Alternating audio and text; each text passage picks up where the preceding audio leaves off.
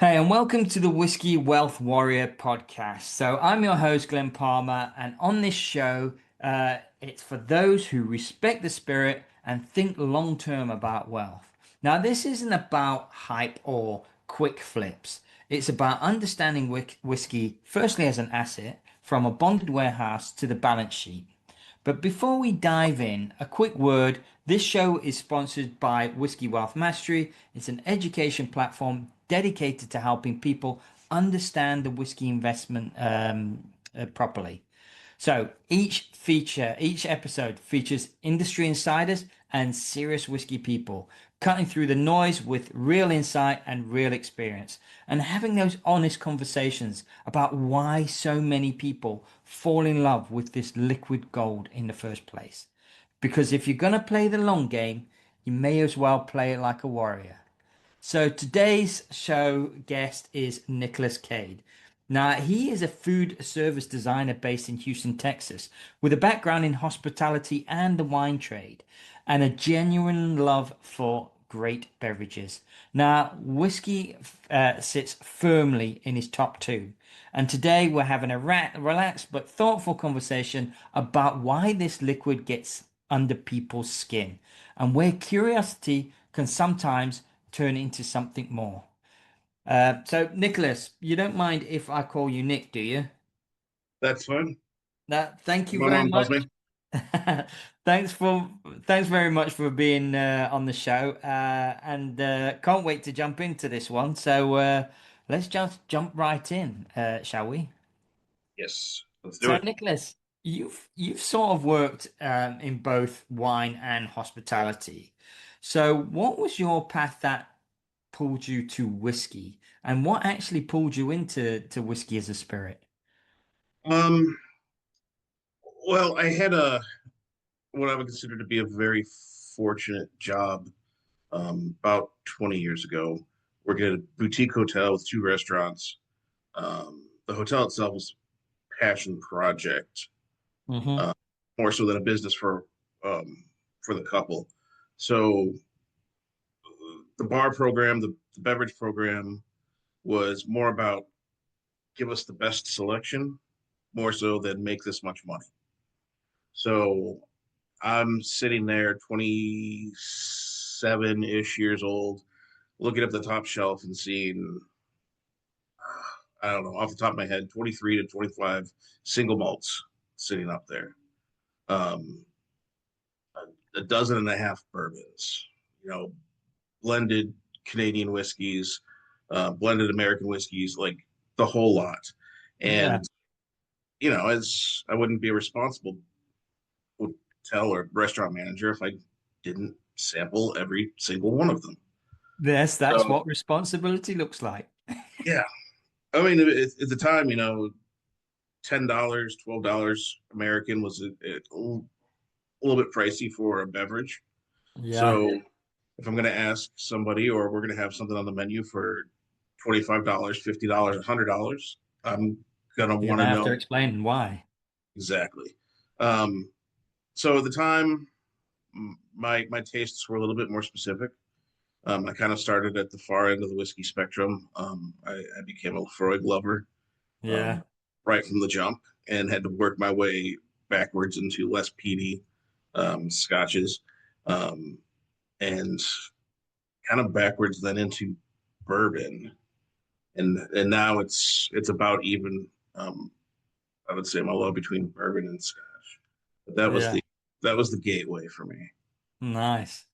So, with you being based in Texas, bourbon, or bourbon, should I say, pretty much everywhere. So, what do you think bourbon does really, really well, and where has Scotch still got the edge over bourbon? So the thing that bourbon does really well has nothing to do with the beverage. Read the labels of a bourbon bottle, you get a story. Yes. And it's simple. And people fall in love with the story, even though the people that the stories are about are made up probably 90% of the time, if not more. So bourbon, though Kentucky especially puts out some outstanding whiskeys. is more about the hype, more about the marketing. Yeah. Um, Scotch has always stood on its own, and you'll never shake a true Scotch lover from that path. You know, they're once you're a Scotch drinker, you're a Scotch drinker for life, regardless. So Yeah. we still see more and more people coming to bourbon, especially because there's a lot of mixed drinks that we have here that include bourbon. Um, Most people here that drink Scotch would never think of mixing it with God, anything. heaven forbid. So that's kind of limiting as far as audience exposure here, but Yeah. it still holds its own. Yeah. Yeah. Definitely. And so you name Lafrogue as one of your favorites, very, very peaty. So if you had to name a favorite Irsky right now, is it still Lafrogue? And what do you love about it? Ooh, I'm gonna get a little bit more specific. I'm gonna say Lafroig Quarter Cask is my Oh, favorite right now. nice. Um, and that one in particular, because it's quarter cask, you get more play between the whiskey and the barrel, so you pick up more of the flavor notes the barrel can give, and also gives the barrel a chance to filter out maybe some of the harsher elements Hmm. the whiskey could bring. Um, yeah, I guess I like the way that wood interplays with beverages in general. So for that reason, I like the Lafroig quarter cask. Although there's a couple bourbons that are sneaking up there in my Yeah. So what's your favorite bourbon then? um right now right now it's oh, um Weller's Reserve. Weller's Probably Reserve. going. Yeah, it's affordable, and I can afford to drink it almost every day. Um, Is this available in the UK by any chance? Because I've never heard of it. that I don't know. I would imagine it is. So Weller had a kind of tumultuous past. It started off as Stitzel Weller. It's where I guess the real life Pappy Van Winkle was the distiller before Yeah, they yeah. split up. Got bought by one of the international conglomerates and then found their way back into a smaller company who revitalized the brand. Um, I honestly can't say that would be available in the UK, or Yeah. only because I have to go to the liquor store on delivery day in order to get it. Oh, wow. Because if you go the next day, It's gone. you might have 1 liter bottles available, but that's it. Wow. Nice. I'll have to have a look at that. Because I must admit, although I am a Scotchman through and through, single malts, that sort of stuff, I'm sort of slowly getting into the bourbons in a big way. And I mean, yeah, I don't think if you're a whiskey connoisseur, you can't just keep yourself at Scotch. You've got to explore the wider world. I mean, Canadians, they're bringing out some wonderful whiskies. Japanese, man, they are brilliant, bringing out beautiful whiskies.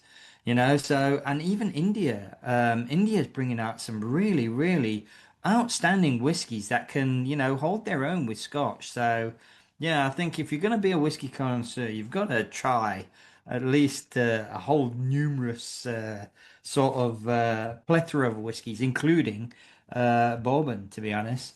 So, from the hospitality and design perspective, how important is the story in whiskey? So, you mentioned it a little bit before when you spoke about bourbon. So how important is the story in whiskey? And, not just the taste, but the whole story behind the distilleries, behind how they were made. How important is that for the US market?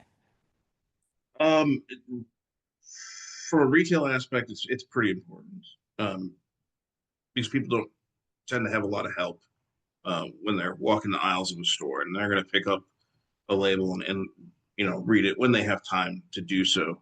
Um, in the restaurant world, uh, the hand sell is kind of becoming a little bit of a lost art once you Hmm. get below a certain level of restaurant. So it used to be anything above casual, and you would have hand selling of whiskeys after dinner drinks, wines, whatever, um, done pretty commonly. Yeah. Um, now it's more about what can you do with it, and that's where I think we're starting to see a little bit of a disconnect from Scotch compared to what we used to see. Yeah. This is again going back to bourbon and like a lot of higher end cocktail bars, restaurants, and even down a step or two, they're gonna have a house old fashioned. They're gonna have a house Manhattan. It's the bartender's twist on these classic, American cocktails. Um, Hmm. whereas, with Scotch in this country, anyways, Scotch drinkers, you better not have an ice cube, on the table with their Scotch, let alone mixing something in with it. Even though I do advocate that, when you get to a certain price point for Scotch, I think there are some good cocktails out there that include Scotch. Yeah, Just yeah, haven't yeah. gained any traction. Um, so in the hospitality world, if you're going to try to sell Scotch, you need to have at least a little bit of the story of how it's made. Yeah. So I think that kind of intrigues people a little bit. Um, I don't think the general knowledge base is there to get too much into the story of the individual distillers. It's something Mm. else that we've kind of lost a bit. Yeah. Yeah, in the UK, it's very much about the story, about the provenance, about where they started from, the grassroots, the areas, the different areas, the different flavors, the different barrels. I mean, we use a lot of ex-bourbon barrels over in the UK. It is one of I would say, the most popular finishers of whiskey single malts in the industry now at the moment. Obviously, the sherry casks and the port casks, they have their own select provenance, but yeah, in the UK, very much story told. Very much that's how the cult followings start. And yeah, it's not just the taste, but it's the whole thing behind it. So. Speaking about that, in wine, you've got provenance and patience matter quite a bit. So, Mhm. do you see similar patterns in whiskey when you look at how people actually collect or invest whiskey? For true collectors, yes. Um, so they're looking at age as opposed to vintage. They're Hmm. comparing whiskey collecting to wine collecting, anyways. In wine collecting, obviously, year to year, you could have extreme variation in from region to region, Yeah. and within the region, you could have a terrible like something that would be thrown out one year and the next year something that would be a wine of the century. It's absolutely possible. Um, with whiskey, it's a little bit less variation, so I think the concentration tends to be more on um, the year it was aged, how it was finished. We're seeing here, limited releases are becoming more and more popular. Um, it, Looking at variables like that as opposed to, like I said, vintage for wine.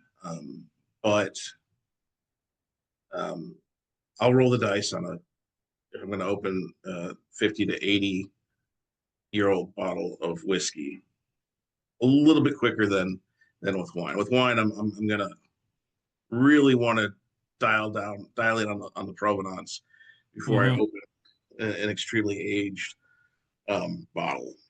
Yeah. And I Nice. think that's ultimately one of the things that comes down to.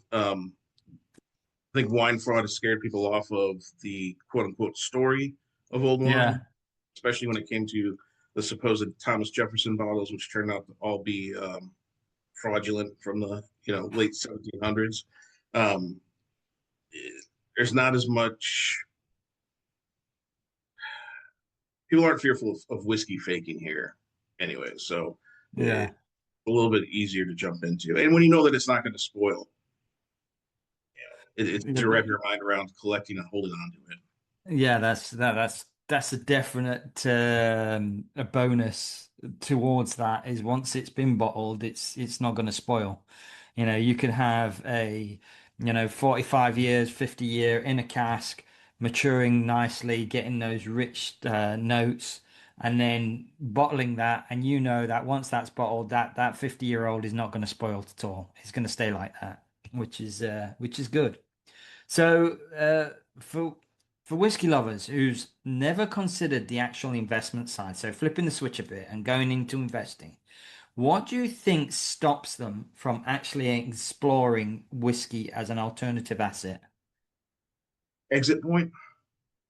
Um, so when you're building a library, you don't care about that because um, it's still about exploring flavor at that point, or just maybe a passion project or vanity.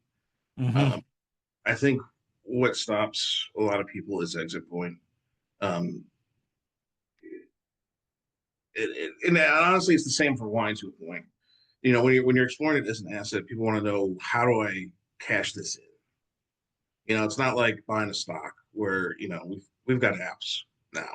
You just go in, okay, sell order for the stock, and it's gone. Yeah, Not quite that simple when it comes to alcohol in general, but in this country, a little bit more so with your hard liquors and your spirits. People are not as familiar with how to liquidate, no pun yeah, intended, um, those assets. So I think that's probably a stopping point.